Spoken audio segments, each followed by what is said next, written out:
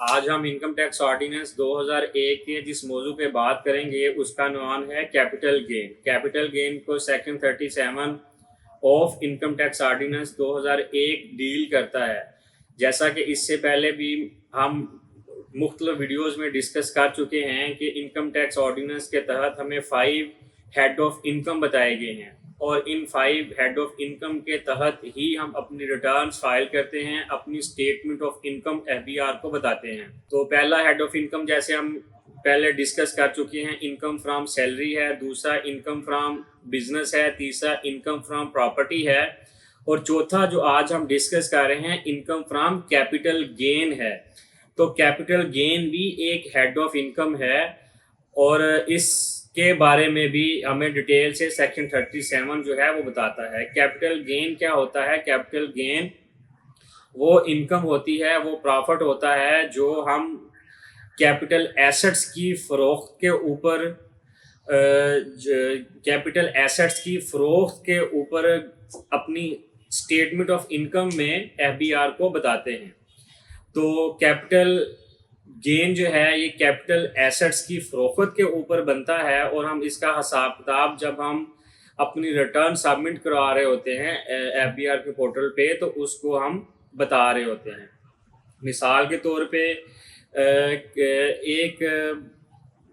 بندہ ہے، اس نے ایک پلاٹ خرید کے رکھا تھا، یا اس نے کوئی گھر خرید کے رکھا تھا، یا اس کے پاس کوئی زرعی رقبہ تھا، اور جب اس نے خریدا تھا اس وقت اس کی اماؤنٹ تقریباً 10 لاکھ تھی، تو جب وہ بیچ رہا ہے اس وقت اس کی اماؤنٹ جو ہے وہ 35 لاکھ روپیہ ہے۔ تو 10 لاکھ اور 35 لاکھ کے درمیان کا جو ڈفرنس ہے یہ پرافٹ ہے۔ اس پرافٹ کو قانون کی زبان میں کیپٹل گین کہتے ہیں، اور کیپٹل گین جو ہے سبجیکٹ ٹو ٹیکس ہے، یعنی اس کے اوپر ٹیکس پے کرنا پڑتا ہے۔ اسی طرح جو کچھ موویبل ایسٹس ہوتے ہیں جو ایک ٹیکس پیئر اپنے پاس خرید کے رکھتا ہے، اور کاروباری نظر سے خرید کے رکھتا ہے، تاکہ اس کو پتہ ہوتا ہے کہ میں نے اسے اپنا کاروبار کرنا ہے، اس کو فروخت کرنا ہے، اور اس کے اوپر اپنی انکم جنریٹ کرنی ہے۔ تو جو اموویبل ایسٹس ہیں ان میں جو ہے کوئی سیکیورٹیز ہو سکتی ہیں، کوئی بانڈز ہو سکتے ہیں، کوئی جیولری ہو سکتی ہے، کوئی انٹیک قسم کی جو آپ کی پینٹنگ ہو سکتی ہے، یعنی کوئی بھی جو موویبل ایسٹس ہیں، بیفلوز ہو سکتی ہیں، کیٹلز ہو سکتے ہیں۔ جب آپ خریدتے ہیں اور خریدنے کے بعد 1 سال بعد، 2 سال بعد، 3 سال بعد جب آپ ان کو فروخت کرتے ہیں، اور فروخت کرنے کے اوپر آپ کو جو پرافٹ آ رہا ہوتا ہے وہ کیپٹل گین ہے، اور لا ہمیں بتاتا ہے کہ یہ جو کیپٹل گین لے رہے ہیں آپ، یہ سبجیکٹ ٹو ٹیکس ہے، اس کے اوپر آپ کو ٹیکس پے کرنا پڑے گا گورنمنٹ آف پاکستان کو۔ تو یہ ٹیکس کس طرح پے ہوگا، ٹیکس کتنا پے ہوگا، اس کو ڈٹرمن کرنے کے لیے انکم ٹیکس آرڈیننس کے لاسٹ پہ شیڈول بنے ہوتے ہیں، تو ڈویژنز بنی ہوتی ہیں۔ تو ہم ایک ٹیکس پیئر کو اس کے جو ایسٹس اس نے فروخت کیے ہیں اس کے اوپر کتنا ٹیکس بن رہا ہے یہ دیکھنے کے لیے ہمیں وہ شیڈول دیکھنا پڑتے ہیں۔ مثال کے طور پہ ایک آدمی ہے، اس نے 2 سال پہلے ایک گھر خریدا تھا، اور اب 2 سال کے بعد وہ اس کو بیچ رہا ہے۔ بیچنے کے اوپر جتنا اس کو پرافٹ آ رہا ہے، اور اس پرافٹ کے اوپر کتنا ٹیکس بنتا ہے یہ ہمیں شیڈول دیکھ کے پتہ چلے گا۔ اور یہ شیڈول ہیں یہ ہر سال ویری کرتے رہتے ہیں، ان میں امینڈمنٹس آتی رہتی ہیں، تبدیلیاں آتی رہتی ہیں۔ FBR ریاست پاکستان یہ جو ٹیکس ریٹس ہیں ان میں تبدیلی کرتی رہتی ہے۔ اسی طرح ایک بندہ 4 سال کے بعد اپنا کوئی پلاٹ بیچ رہا ہے، تو یہ بھی ہمیں انکم ٹیکس آرڈیننس کا شیڈول بتائے گا کہ ایک بندے نے یہ ایسٹ اتنے میں خریدا تھا، 4 سال بعد وہ اتنے میں بیچ رہا ہے، 4 سال کے اندر اس کو اتنا پرافٹ آیا ہے، اور اس پرافٹ کے اوپر کتنا ٹیکس بنتا ہے۔ اس طرح کسی بندے نے گولڈ رکھا تھا بینک میں، اور وہ جو گولڈ ہے وہ اس نے 10 لاکھ کا خریدا تھا، 3 سال بعد وہ 35 لاکھ کا بیچ رہا ہے، 40 لاکھ کا بیچ رہا ہے، درمیان میں جو اس کو مارجن آ رہا ہے، جو پرافٹ آ رہا ہے، یہ کیپٹل گین ہے، اس کے اوپر اس کو ٹیکس دینا پڑے گا۔ تو یہ کس طرح پتہ چلتا ہے کہ یہ ایسٹ اس وقت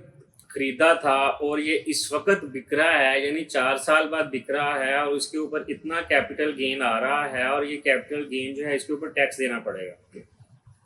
یہ جو ٹیکس پیئر ہے یہ ہر سال اپنی ریٹرن بھجوا رہا ہوتا ہے، پورٹل پہ جمع کروا رہا ہوتا ہے۔ آج سے 4 سال پہلے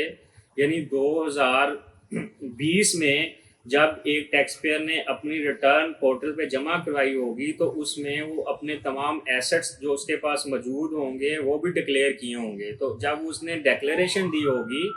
اپنے تمام ایسٹس کی تو اس میں اس نے بتایا ہوگا کہ 2020 میں میرے پاس یہ پلاٹ ہے اور یہ میں نے 10 لاکھ کا یا 12 لاکھ کا خریدا تھا۔ اب 2024 کے اندر اس نے وہ 12 لاکھ والا یا 10 لاکھ والا پلاٹ بیچ دیا ہے،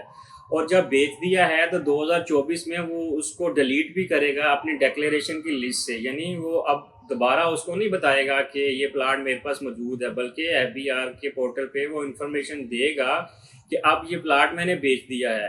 اور ساتھ یہ بھی انفارمیشن دے گا کہ یہ پلاٹ میں نے اتنے کا لیا تھا اور اتنے کا بیچا ہے۔ تو یہ جو درمیان میں وہ فرق بتایا گیا FBR کے پورٹل کے اوپر، یہ کیپٹل گین ہوگا۔ اس طرح یہ FBR کے سامنے یا ہم FBR کو بتاتے ہیں کہ یہ کیپٹل گین ہے، اس وقت خریدا تھا، اس وقت بیچا ہے، اور اس کے اوپر یہ پرافٹ ہے، اور شیڈول کے مطابق اس کے اوپر یہ ٹیکس بنتا ہے۔ تو